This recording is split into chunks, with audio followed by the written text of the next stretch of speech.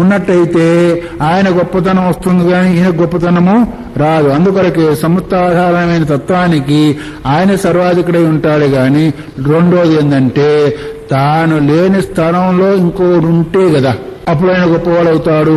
మరి ఈయన లేని స్థానం లేదు, ఇంకోడు ఉండేదానికి వీలు లేదు. ఉంటే అది ఈయనకి లేని స్థానం అని ఉంటే బ్రహ్మం అనే పేరే రాదు. బ్రహ్మాన్ని పేరు వస్తుందా? వ్యాపకతత్వాన్ని కదా ఆత్మ లేదు బ్రహ్మం అన్నాము. అటువంటిప్పుడు ఇంకోటి ఉన్నది అంటే ఆ రాజ్యం వేరే ఈ రాజ్యం వేరే అవుతుంది. మరి ఇప్పుడు ఆయన గొప్పవాడా ఈయన గొప్పవాడా, ఆయన వ్యాపకుడా ఈయన వ్యాపకుడా అని ఈ గొడవలన్నీ కూడా మళ్ళీ వచ్చేస్తూ ఉంటాయి. అందువల్ల నచ్చ ఈషిత నైవత తస్య లింగం, ఆయనకు ఒక లింగం కూడా లేదు. లింగం అంటే ఏంటిది? గుర్తు. ఆయనను గుర్తించడానికి ఒక లింగం కూడా అంటే గుర్తు లేవని శివలింగాన్ని పూజ చేసినట్టుగా ఆయన లింగం పెట్టుకుని పూజ చేస్తే ఆయనకు అది శివుడు పోతుంది, ఆయనకు పోదు. లేదా అంతా ఆయన అనుకుంటే ఆయనకే పోతుంది. లింగానికి ఒక రూపం ఉందా? మనం ఎట్లా పెట్టుకుంటే అదే లింగము. లింగం అంటే ఏంటిది? గుర్తు. లీనం అర్థం గమయతీతి లింగం. దాగి ఉన్న ఒక వస్తువును బోధిస్తుంది కాబట్టి దాని లింగం అన్నారు. ఎట్లాగా? పొగను చూశాము, దేని గుర్తు చేసింది? అగ్ని దాగి ఉందా లేదా? ఆ దాగి ఉన్న దాన్ని పొగ గుర్తు చేసింది అని దాని లింగం అన్నాం. అట్లాగే దాన్ని గుర్తించేదానికి ఒకటి లింగం అంటే గుర్తు లేదు. అయితే ఓమిత్యేకాక్షరం బ్రహ్మ అన్నారంటే నువ్వు కావాలని పెట్టుకున్నది కానీ ఆయనకు కావాల్సింది కాదు అది.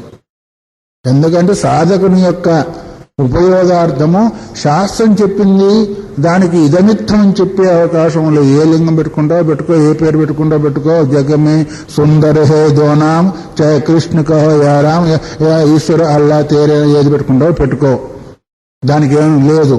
కాకపోతే ఇదమిత్తం చెప్పేందుకు ఒక రూపం ఉంటే కదా, ఒక నామం ఉంటే కదా అది లింగంగా అవుతుంది. నామము లేదు, రూపము లేదు, రెండూ లేవు.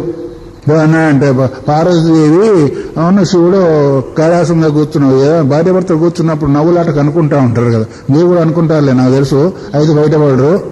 ఆ తర్వాత ఏమన్నా అంటే ఏమండి మీ జీవితం ఏందండి, మీ పుట్టుకేం పుట్టుకండి, మీకు అమ్మ లేదు నాన్న లేదు, అమ్మ నాన్న లేదు, వాళ్ళు ఏమంటారు దిమ్మరులు అంటారు లోకంలో అంతా కూడా అందంటే. ఆయన అన్నాడు చెలొక్తో, నాకు అమ్మ నాన్న లేకపోతే పోయారు, అత్తవారిల్లు స్వర్గం అంట, నాకు అత్త మామ ఉన్నారు, నీకు అత్త లేదు మామ లేదు పొమ్మన్నారు. ఆయన నాకు అత్త మామ ఉన్నారు, ఈయనకు అమ్మ నాన్నే ఆయనకు అత్త మామ అవుతారు, ఇంకోరు అవుతారా? శివుడికి అమ్మ నాన్నే ఆయనకు అత్త మామ, రెండు ఒకటే మాట అయిపోయినాయి. అందువల్ల ఆయన స్వయంభూ అయితే, ఆయన స్వయం ప్రకాశ స్వరూపం అయితే ఆయనకి అత్త ఏంటి, మామేంటి, తల్లి ఏంటి, తండ్రి ఏంటి, ఇంకొక వస్తువు ఏంటిది? అన్ని జగత్తులకంతా కూడా మరి సృష్టికర్త పోషణకర్త లయకర్త ఒకటత్వమైనప్పుడు అతను పోషించేవాళ్ళు లేరు, ఆయనకు ఒక లింగము లేదు, ఆయనకు భర్త లేదు, ఆయన శాసించేవాడు కూడా లేదు. అంతేకాకుండా సకారణం కరణ అధిపాధిపో నాస్య కచ్చిజ్జనిత న కారణం, ఆయనకు ఒక కారణం లేదు, ఆయన పుడితే కదా కారణం ఉండేదండి. ఆయన స్వయం సిద్ధ వస్తువు కదా, పుడితే కదా కారణం. తర్వాత ఇంకేంటిది? నా కారణం కరణాధిప అధిపో, కరణాలకు కూడా ఆయన కారణము లేదు, కరణాలకు అధిపుడై ఉన్నాడు ఆయన. వాటి కరణాలకు ఏవైతే అధిపతులై ఉన్నారో వాళ్ళకు కూడా అధిపతి ఆయన. అర్థమైందా? ఇంద్రియాది కరణాలకు ఎవరైతే అధిపతులు అవుతున్నాడు దేవతలు, వాళ్ళకు కూడా అధిపతి ఉన్నాడు. దేవాది దేవుడు అంటారే, దేవాది దేవతలకు కూడా ఆది దేవుడై ఉన్నాడు. దేవ అంటే అర్థమేమి? ఇంకో రెండవది అధిప అంటే అర్థమే అధికృత్య పాతీతి అధిప, ఒకదాన్ని ఆధారంగా చేసుకుని రక్షించేవాడు కూడా అధిప అనే వస్తుంది. అధిప అంటే అర్థమేమి? ఒకదాన్ని ఆధారంగా చేసుకుని రక్షిస్తాడే కానీ ఆ ఆధారం లేకపోతే రక్షించాడు. అంతే మీ ఇంట్లో కూడా ఆధారం ఏంటిది? తాళి అనే ఆధారం ఉంది కాబట్టి రక్షిస్తున్నాడు, పుత్రుడు పౌత్రుడు అనే ఆధారం ఉంది కాబట్టి రక్షిస్తున్నాడు. ఆధారం లేకపోతే నీకు వాళ్ళకి సంబంధం ఏముంది? అట్లా ఇక్కడ కూడా అధిపుడు అంటే ఒకదాన్ని ఆధారంగా చేసుకొని ఆయన పాలించేయలేదు, ఆయన్ని పాలించేవాడు ఇంకోడు లేడు. అందువల్ల నా కారణం సకారణం కారణాధిప, అన్నిటికీ కూడా కారణమే. ఏదేది కారణమైతే లోకంలో కనిపిస్తుందో ఆ కారణాలన్నిటికీ కూడా ఈయనే కారణం. ఎందుకంటే ఒక్కొక్క వస్తువుకు ఒక కారణం ఉందా లేదా? ఆ కారణాలన్నింటికి కూడా ఎవరు కారణము? మళ్ళీ ఆయనే కారణం. నచ అస్య కశ్చిత్ జనిత, ఈయనను పుట్టించేవాడు ఒక్కడు కూడా అంటే ఆయనకు తండ్రి కూడా లేడు. ఎందుకని పుడితే కదా ఆయనకు తండ్రి ఉండేది. జనిత అంటే పుట్టించేవాళ్ళు లేదు, తండ్రి. ఆయన పుడితే కదా ఆయనకు తండ్రి ఉండేదానికి అవకాశం ఉంటుంది. ఆయనకు పుట్టుకే లేనప్పుడు ఇంకా తండ్రి కూడా లేదు. అంటే అన్నిటికి కారణమైనప్పుడు ఆయన కార్యమైతే కదా ఆయనకు ఒక కారణం ఉంటుంది. అవునా కదా? ఆయన కారణం ఉందంటే ఈయన కార్యమైనట్టే కదా. ఈయన స్వయం కార్యమైతే జగత్తుకు కారణం ఎట్లా అవుతాడు? ఒకవేళ ఆయన కుండకు కారణం కుమ్మరివాడయ్యాడు, వాడికి కారణం వాడి తండ్రి అయ్యాడు. అట్లా పోతే ఇంకా ఈ బ్రహ్మను అడిగేవాడే ఉండడు. కుండ కారణం ఎవరయ్యారు? కుమ్మరివాడు. వాడికి కారణం అయ్యాడు వాడి తండ్రి. వాడికి కారణం వాడి తండ్రి, వాడి తండ్రి, వాడి తండ్రి, ఇట్లా పోతా ఉంటుంది. ఇప్పుడు జగత్తు కారణం బ్రహ్మము, ఆ బ్రహ్మం కారణం ఇంకొకరున్నా అంటే ఈయన కూడా కార్యం కిందికి వస్తాడు కానీ కారణం కింద రాడు.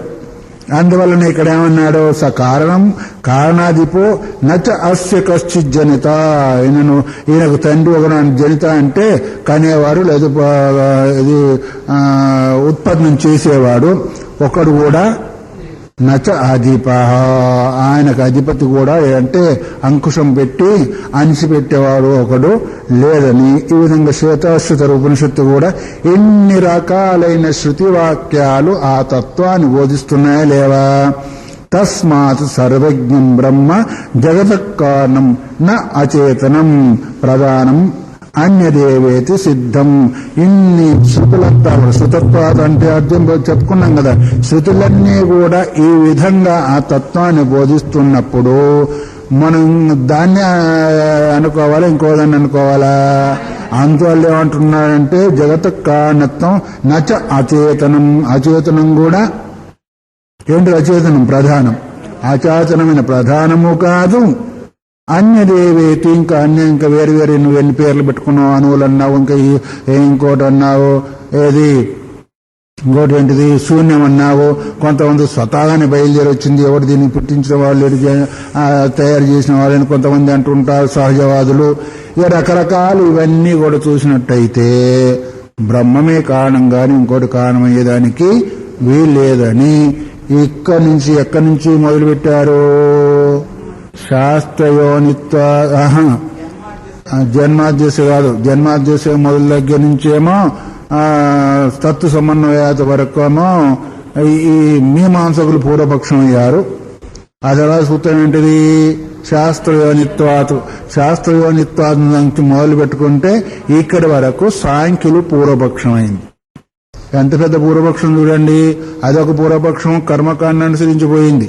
ఈ పూర్వపక్షమేమో మా అచేతన సమస్తానికి కారణమనే ఉద్దేశం చేత వచ్చారు. ఈ రకంగా రెండు పూర్వపక్షాలను వేదవాక్యాలను దృష్టిని ఉంచుకొని వాటిని చూపిస్తూ వాటిని సమన్వయం చేస్తూ ఇప్పటి వరకు ప్రధాన కారణత్వవాదాన్ని నిరాకరణ చేశారు శంకర సూత్రకారుని ప్రకారం భాష్యకారులు కూడా సమన్వయం చేసి చెప్పారు. అయిందా లేదా? జన్మాద్యస్యత ఇత్యారభ్య అదాతో బ్రహ్మ జిజ్ఞాస అయిపోయింది కదా. జన్మాద్య అంటే రెండో సూత్రం మొదలుపెట్టి ఇత్యారభ్య సుతత్వాచ అంటే 11వ సూత్రం వరకు. ఎన్ని సూత్రాలైనాయి? 10 సూత్రాలు. మొదటి సూత్రం వదిలిపెట్టేయండి.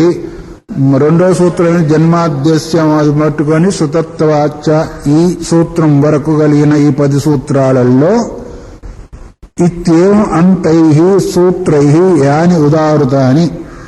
ఈ సూత్రాల ద్వారా ఈ సూత్రాలు దేన్నైతే ఉదాహరణ చూసి చెప్పినాయో దేటిని వేదాంత వాక్యాలు మొత్తం వేదాంత వాక్యాలు ఏ వేదాంత వాక్యాలన్నీ కూడా ఉదాహరణగా చెప్పావో తేషాం సర్వజ్ఞః సర్వశక్తి ఈశ్వరః జగతః జన్మ స్థితి లయ కారణం ఇత్యేతత్ అస్య అర్థస్య ప్రతిపాదకత్వం న్యాయపూర్వకం ప్రతిపాదితం.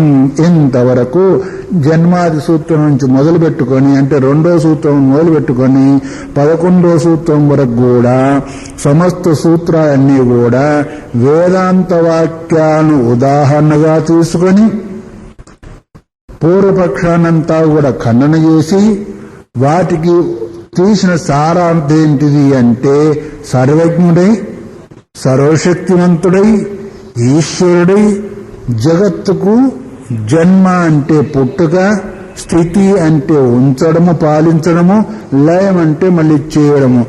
ఇవన్నీ కూడా సర్వశక్తివంతమైన ఆ తత్వం నుంచే కలుగుతున్నాయని ప్రతిపాదకత్వం న్యాయపూర్వకం ప్రతిపాదితం. ఈ ప్రతిపాదనంతా కూడా న్యాయసంగత అంటే యుక్తియుక్తంగా. ఇప్పుడు యుక్తియుక్తం కాని మాట ఎట్లా ఉంటుంది అంటే ఎవరు నమ్మేదానికి అవకాశం ఉండదు. అందుకని యుక్తియుక్తం ఉపాధేయం బాలకాదపి అన్నారు.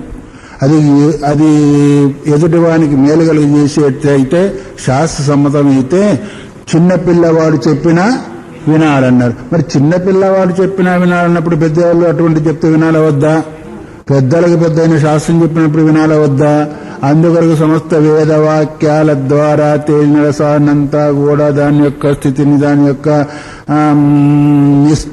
సారాన్ని అంతా కూడా తీసి యుక్తియుక్తంగా అంటే న్యాయపూర్వకంగా లేదు తర్కపూర్వకంగా ఇదివరకంతా కూడా ప్రతిపాదన చేయబడింది.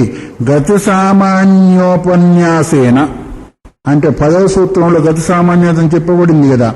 ఆ గతి సామాన్యం అనే ఆ యొక్క సూత్రం ద్వారా కూడా సమస్త భూతాలలో సర్వే వేదాంతాశ్చేతన కారణత్వవాదిన ఇది వ్యాఖ్యాతం. గతి సామాన్యం ఉన్నప్పుడు చెప్పి ఆ సూత్రం ద్వారా ఏదైతే ఉందో సమస్త వేదాంత వాక్యాలన్నీ కూడా చేతన కారణత్వవాదిన ఇది వ్యాఖ్యాతం. ఎవరెవరు చేతనాన్ని కారణం అనుకుంటున్నారో, ఎవరెవరు అనుకుంటున్నారు? వాస్తవికంగా యోగులు చేతనే కారణం అనుకుంటారు. ఏంది? క్లేశ విపాకాప ఆశీర పరాముష్ట పురుష విశేష ఈశ్వర. సాంఖ్యులు ఈశ్వరుని ఒప్పుకోరు, పురుషుని ఒప్పుకుంటారు. మరి క్లేశ విపాకాశీర్ అపరాముష్ట పురుష విశేష ఈశ్వర అని క్లేశాది ఆ క్లేశాలు లేకుండా ఉండి పురుష విశేషుడైన వాడు ఈశ్వరుడు. ఆయన జగత్తు కారణము. ఏంటిది తర్వాత ఏంటిది? ఈశ్వరోపాసన ద్వారా ఏదైతే ఉందో జీవుడు సమాధి స్థితిని పొందేదానికి అవకాశం ఉంటుంది అని వాళ్ళు చేతనాన్ని ఒప్పుకుంటారు. అట్లాగే మరి ఆత్మను కూడా ఒప్పుకునే వాళ్ళు ఉన్నారు. రెండవది ఏంటిది? మీమాంసకులు కూడా ఒప్పుకుంటారు. ఈ చేతన కారణాన్ని ఒప్పుకునే వాళ్ళందరూ కూడా ఇలాంటి వాక్యాలను ఒప్పుకుంటారు. కాబట్టి ఆయా సిద్ధాంతాన్ని అనుసరించి కూడా సమస్త వేద వాక్యాలు చేతన రూపమైన ఆ తత్వాన్నే బోధిస్తున్నాయని గతి సామాన్యత అనే సూత్రం ద్వారా మేము నిరూపణ చేశాము. అతః పరస్య గ్రంథస్య కిముత్థానమితి. ఇక్కడ వరకు అంతా అయిపోయింది కదా, మొత్తం అయిపోయింది. ఇంకా మీరు ముందు గ్రంథంలో ఏం చెప్పారు? ఇంకా గ్రంథం మొత్తం అయిపోయింది కదా, చెప్పవలసినంతా అయిపోయాయి. ఇంకా ముందు గ్రంథంతో పని ఏంటి అని ఒకవేళ అడుగుతారేమో. గ్రంథపుస్తకం చెప్పవలసినంత అయిపోయిన తర్వాత, చేయవలసినంత అయిపోయిన తర్వాత కూర్చుంటారా? ఇంకా చేస్తూనే ఉంటారా? కూర్చుంటారు, లేదా పడుకుంటారు, ఇంకోటి చేస్తారు. ఇక్కడ వరకు మరి చెప్పవలసినంత అయిపోయింది కదా. మళ్ళీ ఉత్తర గ్రంథం దేని కొరకు అనేది. ముందు గ్రంథంతో పని లేదు కదా, ఇంక చదవవలసిన పని లేదు, వినవలసిన పని లేదు, రాయవలసిన పని లేదు, దేంతో కూడా పని లేదు. అందువల్ల ఏం చేయాలా? ఉచ్యతే. దానికి సమాధానం చెప్పాలా వద్దా? ఇప్పుడు వాళ్ళు రేపు చెప్తారు. జడమైన ప్రధానం కూడా కారణం కాదు, పరమాణువులు కూడా కాదు, ఇంకోటికి అయ్యేదానికి వీల్లేదని రకరకాలైన ఉపమేయాలతో శాస్త్రవాక్యాలను తీసుకొని నిరూపణ చేసిన తర్వాత ఇంకా తర్వాత గ్రంథంతో ఏమైనా పని ఉందా? పని లేకపోతే ఎందుకు ఆ గ్రంథం రాయవలసి వచ్చింది? పని ఉంటే ఏం పని అనేది మనకు సందేహం కలుగుతుందా లేదా?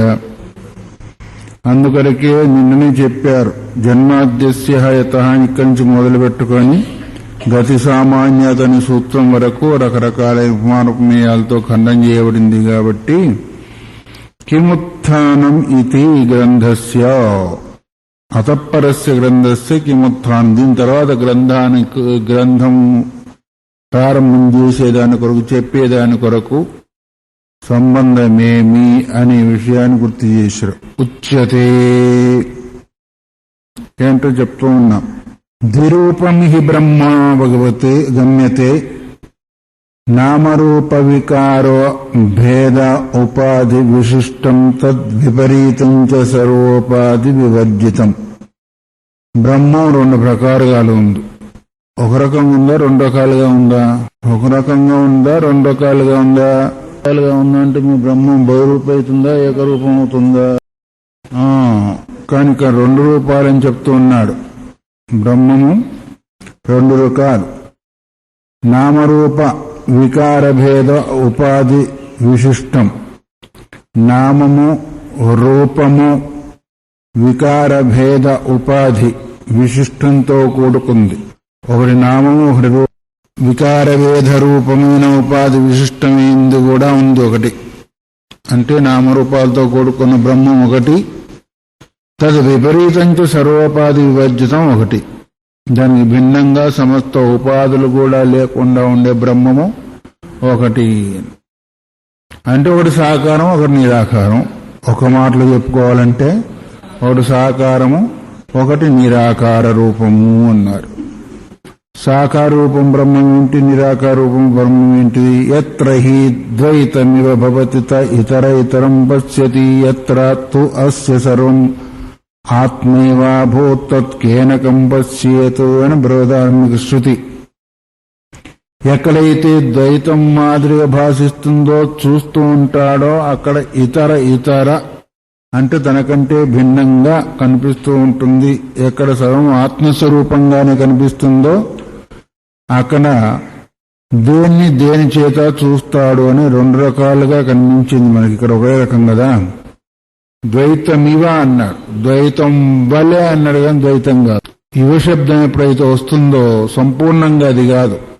మొన్న ఏవ శబ్దం చెప్పుకున్నాం. ఏవ శబ్దం వచ్చిన దగ్గర ఇతర వ్యావర్తం చేస్తుంది. ఇవ అంటే వలె. వలె అనే శబ్దానికి ఏమర్థం వస్తుంది మీకు మీ తెలుగులో? వలె అంటారు, మాదిరి అంటారు. మా వలె, మా మాదిరి అంటే ఇంచుమించు కొంచెము కలుస్తుంది, అంతా కలవదు. ఏవా అంటే సంపూర్ణంగా నిషేధం చేయడం. ఇవ అంటే కొంచెం కలుస్తుంది, కొంచెం కలవదు.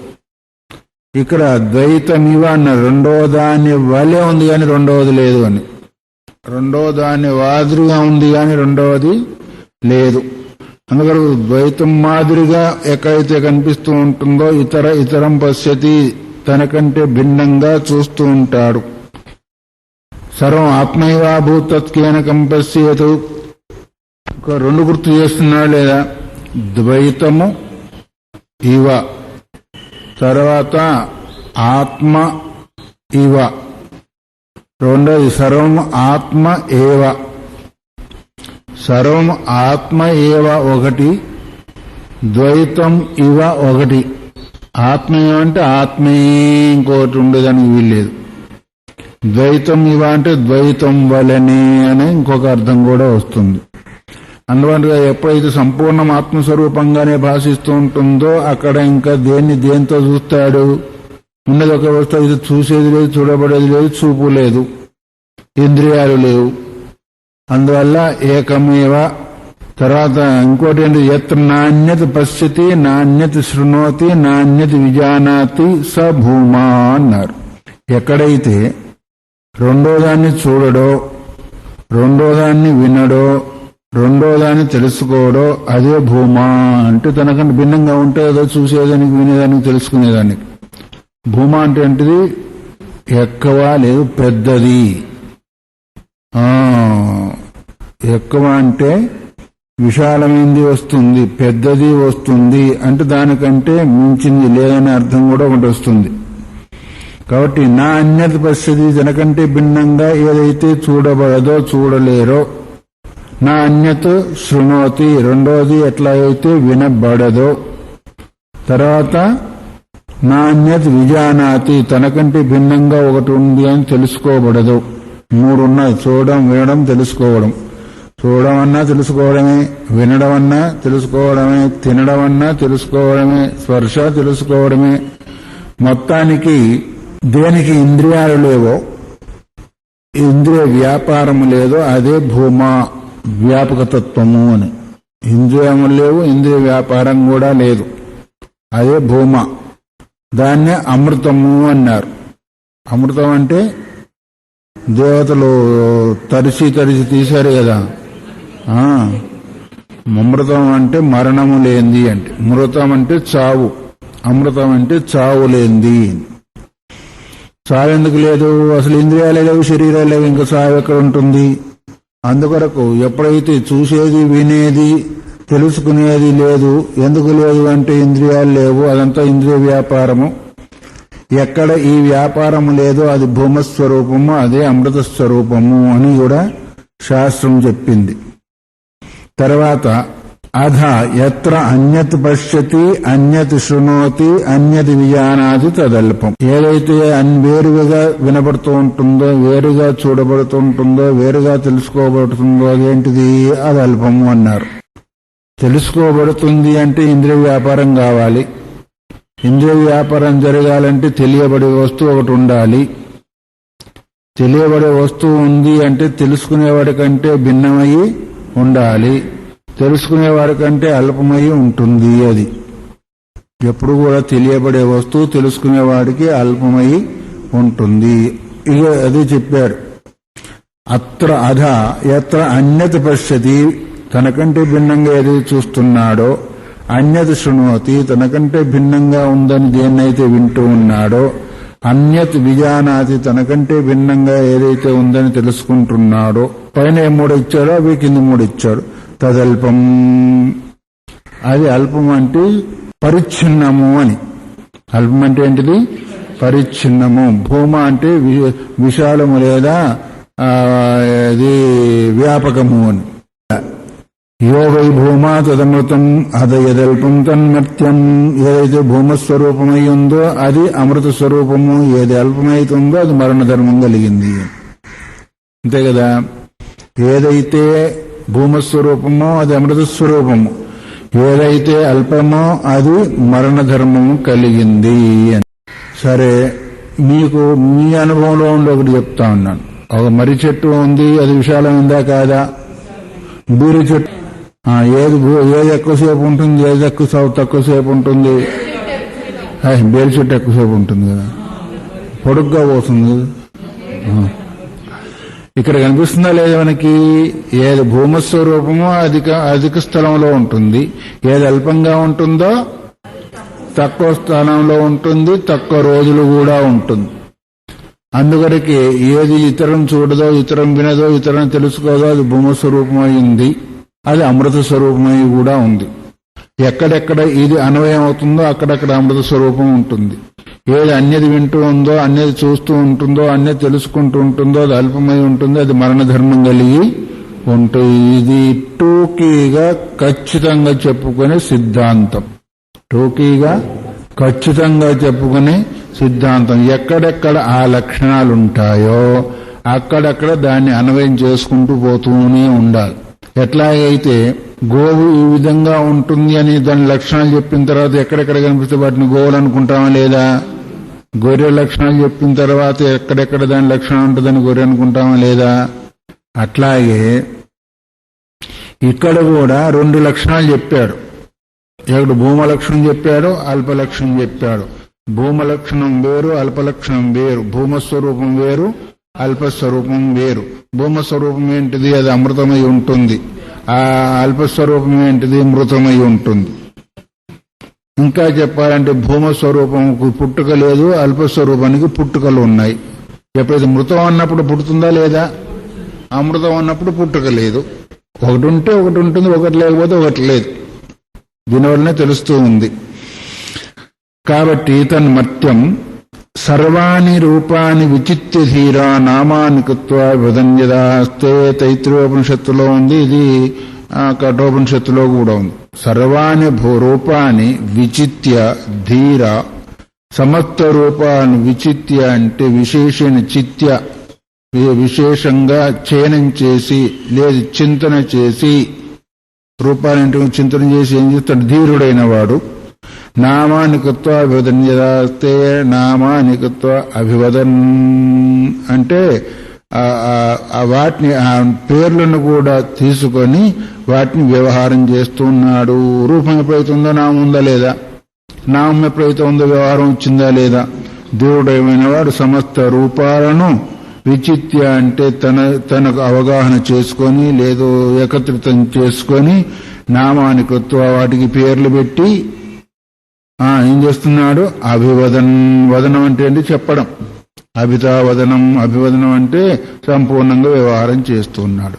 నామాల్ని, రూపాన్ని కల్పన చేసుకున్నాడు, వ్యవహారం చేస్తూనే ఉన్నాడు.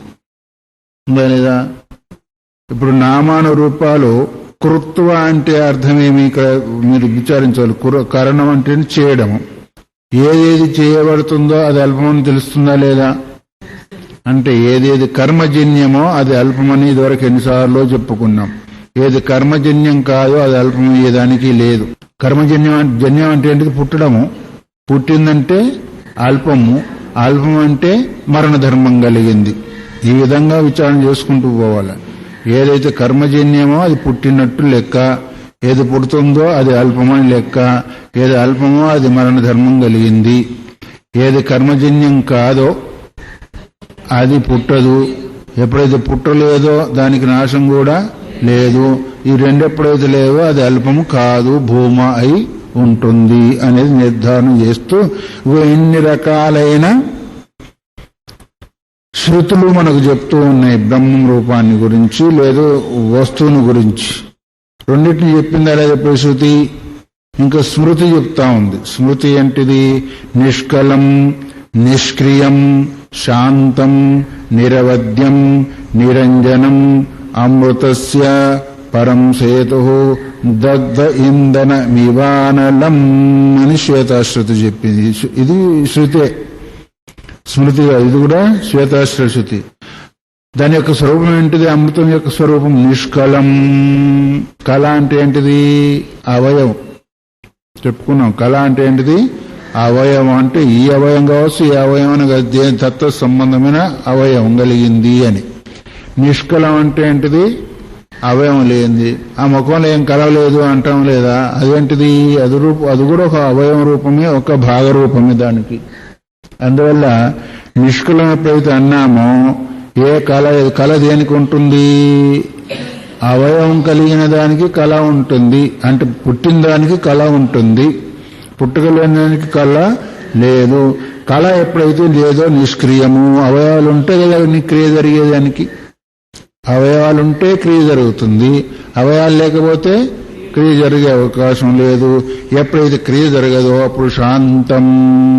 ఎవరు మాట్లాడకుంటే ఉంటే ఎట్లా ఉంటుంది? ఇక్కడ శాంతంగా ఉంటుందా లేదా? ఏ సంకల్పం లేకపోతే ఎట్లా ఉంటుంది? మనసులో శాంతంగా ఉంటుందా లేదా? అలలు వస్తే శాంతంగా ఉంటుందా? అలలు లేకుంటే శాంతం ఉంటాయా నీళ్లు? చూసావా? చూడు, అలలు సముద్రం దగ్గర పోయి చూడు ఎంత శాంతంగా ఉంటుందో అది. అందువల్ల ఎప్పుడైతే ఒకటి లేదో, కళ లేకుంటే క్రియ లేదు, క్రియ లేకుంటే అది శాంతరూపమై ఉంది. అంతేకాకుండా నిరవధ్యం అన్నారు. నిరవధ్యం అంటే చెప్పనలవి కానిది.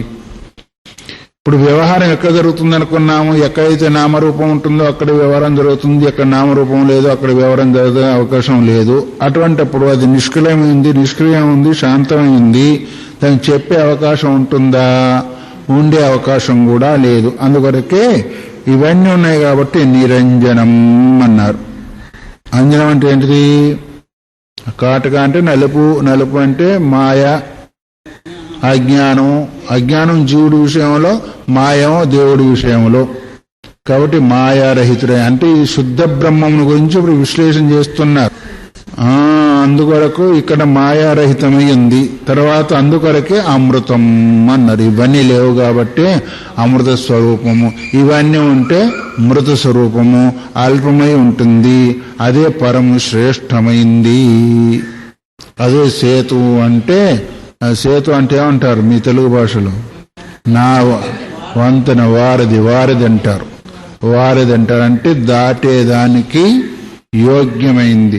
ఏది దాటేదానికి యోగ్యమైంది? సముద్రాన్ని దాటేదానికో, నదిని దాటేదానికో, ఇంకో దాటేదానికో అది సేతు అయింది. అట్లా ఈ సంసారం సముద్రాన్ని దాటేదానికి సేతు అంటే సముద్రం ఎక్కడుంది? దానిలోనే ఉంది, అధిష్టానంలోనే ఉంది సముద్రము. సముద్రం కూడా దాటేదానికి అధిష్టానం ఉంది. కానీ దాన్ని తెలుసుకోలేకపోతున్నాం కాబట్టి మళ్ళీ దాన్ని దాటుకోవాలంటే ఆ సేతువునే పట్టుకొని పోవాలా. అదే ఆధారంగా ఉంది కాబట్టి ఆ ఆధారంగా తీసుకొని మళ్ళీ దాన్ని దాటుకోవాలా. అందుకొరకు అది ఇవన్నీ ఉందువల్ల ఇంకెట్లా ఉంది, దగ్ధ ఇంధనం ఇవ అనలం. సమస్త కట్టెలన్నీ కూడా కాలిపోయిన తర్వాత అగ్ని ఎట్లాగా ఉంటుందో, ఎట్లా ఉంటుంది, బూడిదై ఉంటుంది. బూడిదై ఉంటుంది. చల్లారిన తర్వాత బూడిదై ఉంటుంది. కట్టెలన్నీ కాలిపోయిన తర్వాత తేజస్సు కలిగి ప్రకాశవంతమై ఉంటుంది. అవునా కదా? పొగ ఉంటుంది, అందులో పొగ లేదు అంటే దాని ఆవరణ లేదు, బూడిది కూడా లేదు. తర్వాత దగ దగ దగ దగ మెరుస్తుందంటే ఆ దివ్యమైన ప్రకాశం కలిగింది. దాన్ని మనం ముట్టుకోవాలంటే ముట్టుకోలేం. ముట్టుకోవాలంటే కాస్త పొగతో కూడుకున్నది ముట్టుకోవాలంటే ముట్టుకోవచ్చు, కానీ పొగలేని అగ్ని బూడిది కూడా